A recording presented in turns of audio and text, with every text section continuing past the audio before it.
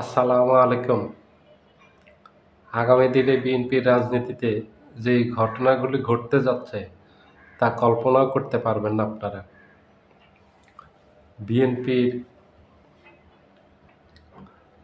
সবচেয়ে ত্যাগী, গত ১৭ বছরে যারা সবচাইতে বেশি নির্যাতনের শিকার হয়েছেন, সবচাইতে বেশি ত্যাগ স্বীকার করছেন, তাদের মেজরিটি পার্সেন্টকে বিএনপি নমিনেশন দেয়নি। বিএনপির যুগ্ম মহাসচিব হাবিবুন নবী খান সোহেল, ওনার বিরুদ্ধে সবচেয়ে বেশি মামলা, ৪৫০টা মামলা ওনার বিরুদ্ধে। ঠিক ৪৫০টা না, সম্ভবত ৫৪ অথবা ৫৫ হবে, ৪০০। ওনাকে নমিনেশন দেয়নি বিএনপি। দ্বিতীয় সর্বোচ্চ মামলা হলো মোয়াজ্জেম হোসেন আলাল, উনি বেগম খালেদা জিয়ার উপদেষ্টা পদে বর্তমানে আছেন। ওনার বিরুদ্ধে প্রায় ৪২৫টা নাকি ৩০টা মামলা, ওনাকেও নমিনেশন দেওয়া হয়নি।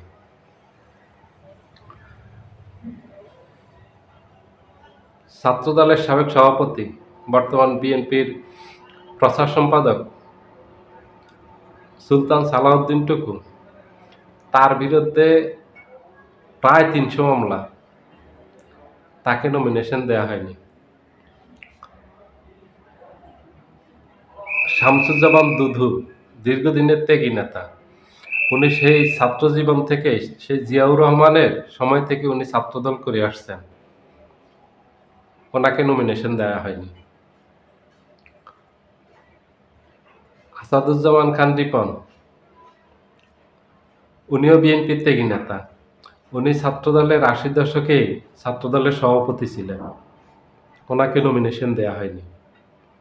উনি বিএনপির ভাইস চেয়ারম্যান, শামসুজ্জামান দুদুও ভাইস চেয়ারম্যান বিএনপির, ওনাদেরকে নমিনেশন দেওয়া হয়নি, ওনারা খুব ত্যাগী। কামরুজ্জামান রতন, ওনাকে দেয়া হয়নি। মীর শরাফত আলী সপু, ওনাকে নমিনেশন দেওয়া হয়নি।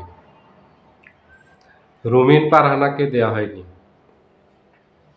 চট্টগ্রামের গিয়াস কাদের চৌধুরী, ওনাকে নমিনেশন দেওয়া হয়নি।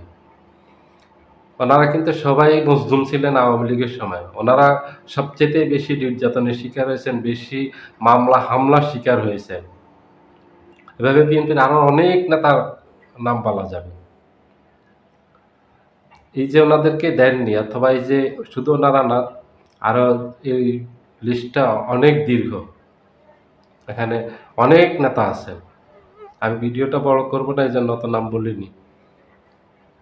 এই যে যাদেরকে ত্যাগী, যাদেরকে নমিনেশন দেয়নি, এবং গত ১৭ বছরে যারা নিষ্ক্রিয় ছিল, এরকম ৫০ থেকে ৬০ জন এমপিকে নমিনেশন দিয়ে, ৫০ থেকে ৬০ জনকে নমিনেশন দিয়েছে, যারা গত ১৭ বছর দলের সাথে সম্পর্ক রাখেনি।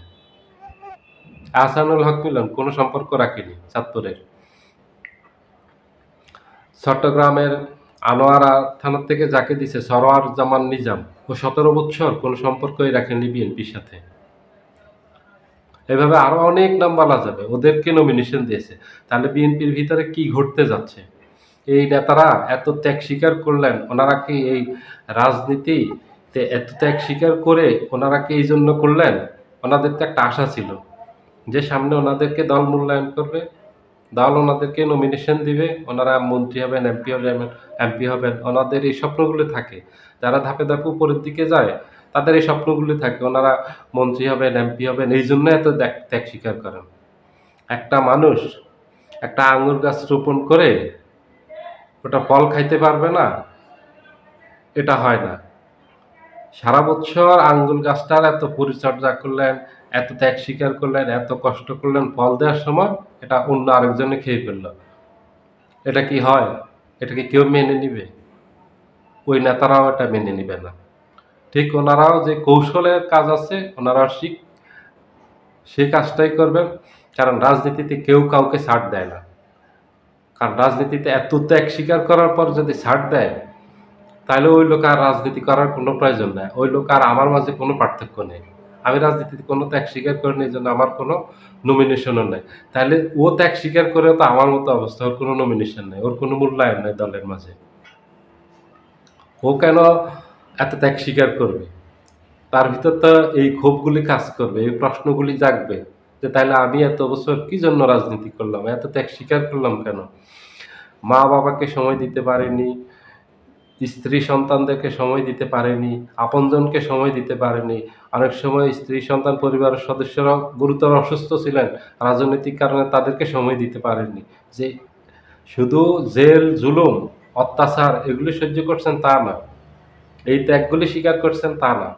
ওনারা পারিবারিকভাবেও অনেক ত্যাগ স্বীকার করেন একজন রাজনীতিবিদ। ওনাদের এই উদ্দেশ্যে এত ত্যাগ স্বীকার করেন, ভবিষ্যতে ওনারা দেশের সেবা করবেন, দল তাদেরকে মূল্যায়ন করবে, নমিনেশন দিবে, এমপি মন্ত্রী হবেন। ওনারা সে আশায় এত ত্যাগ স্বীকার করেন। কিন্তু এবারে বিএনপি যে নমিনেশন দিল, এখানে কোনো চমক নেই, শুধু চমক এটাই ত্যাগীদেরকে বাদ দেওয়া হয়েছে। আর এতে যে প্রভাব পড়বে নির্বাচনের মাঠে, বিএনপি উপর যে নেতিবাচক প্রভাব পড়বে, এটা কাটিয়ে উঠতে পারবে না বিএনপি আগামী নির্বাচনে। আগামী নির্বাচনে বিএনপির পরাজয় অনেকগুলি কারণের একটা কারণ হলো এটা, নিশ্চিত পরাজিত হবে আগামী নির্বাচনে বিএনপি। বিএনপি আগামী নির্বাচনে যেতে পারবে না, কারণ এই যাদেরকে নমিনেশন দেয়নি, এখানে 50-60 জন ত্যাগী নেতা অল বাংলাদেশে, যারা একেবারে নমিনেশন দিলে মোটামুটি 98 থেকে 99% নিশ্চিত এরা এমপি হবে। কিন্তু এমন অনেককে নমিনেশন দিয়েছে যেখানে এরা এমপি হবে না, কঠিন চ্যালেঞ্জের মুখে পড়বে। দলের প্রতিপক্ষ ওখানে যারা আছে স্বতন্ত্র প্রার্থী হবে। ইতিমধ্যে অনেকেই ঘোষণা দিচ্ছে যে তারা স্বতন্ত্র প্রার্থী হবে। স্বতন্ত্র প্রার্থী হলে ওখান থেকে বিএনপির প্রার্থী জিতবে না, ওখানে সুবিধা পাবে জামায়াত ইসলামী। জামায়াত ইসলামী এখন বিএনপির পরে বাংলাদেশের সব জায়গায় জামায়াত ইসলামীর অবস্থান, কারণ যেহেতু ভোটের মাঠে এখন আওয়ামী লীগ নেই। জাতীয় পার্টির অবস্থান তো রংপুরেও খারাপ, আর সারা বাংলাদেশ বাদ। তাহলে এখন দ্বিতীয় অবস্থানে, যেহেতু আওয়ামী লীগ মাঠে নেই, এখন দ্বিতীয় অবস্থানে জামায়াত আছে। জামায়াতের কাছে সেই ভোটগুলি চলে যাবে, ওনাদের ভোট ভাগ হয়ে যাবে। স্বতন্ত্র প্রার্থী বা বিদ্রোহী প্রার্থী যিনি হবেন উনি পাবেন একটা অংশ, আর দল যাকে নমিনেশন দিছে উনি পাবেন একটা অংশ ভোট। আর ওনাদের এই এক ভাগের ভোট দুই ভাগ হয়ে যাবে, আর মাঝখানে জামাত যে ভোটটা পাবে এটা পেয়ে নির্বাচিত হয়ে যাবে। আবার অনেক জায়গায় বিএনপির এই বিদ্রোহী প্রার্থীরা অথবা সিনিয়র নেতারাই বলে দিবেন যেন জামায়াতকে ভোট দেয়, কারণ রাজনীতি খুব খারাপ জিনিস, রাজনীতি খুবই জঘন্য জিনিস। রাজনীতিতে কখন কি ঘটবে এটা কেউ আগাম বলতে পারবে না। শেখ হাসিনা যে 5 তারিখে পালিয়ে যাবে এটা আওয়ামী লীগও জানতো না, আওয়ামী লীগের কোনো নেতাকর্মী বিশ্বাস করে না। আমাদের দেশের আমরা সাধারণ মানুষ তো অনেক দূরের কথা, এটা তা সারা দেশের মানুষ কল্পনাও করতে পারেন যে হাসিনা এইভাবে 5 তারিখে যাবে, হাসিনা ক্ষমতা ছেড়ে যাবে 5 তারিখে, এটা কেউ কল্পনা করেনি। মানুষ তো প্রথম অবাক হয়ে গেছে, প্রথম তো মানুষ 1-2 ঘন্টা বিশ্বাসই করতে পারেনি যে শেখ হাসিনা দেশ থেকে পালিয়ে গেছে। রাজনীতি এমন জিনিস যে আপনি আগাম অনুমান করতে পারবেন না রাজনীতির ভিতরে কি ঘটতে যাচ্ছে। সম্ভবত বিএনপির ভিতরে বড় কিছু অঘটন ঘটতে যাচ্ছে, এগুলির কিছু আলামত প্রকাশ পাচ্ছে।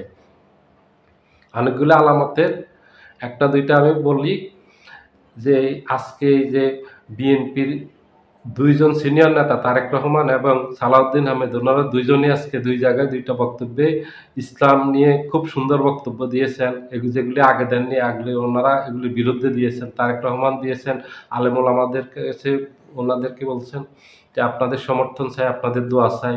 আমি সংক্ষেপে বললাম। তারপরে সালাউদ্দিন আহমেদ বলছেন আজকে জাতীয় ইমাম সম্মেলনে গিয়ে ওখানে বলছেন যে আগামীতে কোরআন সুন্নাহ বিরোধী কোনো আইন হবে না, সংবিধানে যদি থাকে তাহলে সেটা আমরা বাতিল করব, আমরা কোরআন সুন্নাহর বিরুদ্ধে না। ঠিক আছে, এই যে বক্তব্যগুলি দিচ্ছেন এবং আরও অনেক ধরনের বক্তব্য আসতেছে, ওগুলি বিশ্লেষণ করে এটাই বোঝা যাচ্ছে বিএনপির ভিতরে খুব তোলপাড় চলতেছে, কোনো অঘটন বিএনপির ভিতরে ঘটবে নমিনেশন নিয়ে, আগামী নির্বাচন নিয়ে। এই এই দুইটা ব্যাপারে আগামী দিনে বিএনপি রাজনীতিতে নেগেটিভ কিছু ঘটতে যাচ্ছে, খুব ভয়ঙ্কর ভয়ানক কিছু ঘটতে যাচ্ছে বলে মনে হচ্ছে। সবাই ভালো থাকবেন। আমার কথা শোনার জন্য সবাইকে অনেক ধন্যবাদ। আল্লাহ হাফেজ।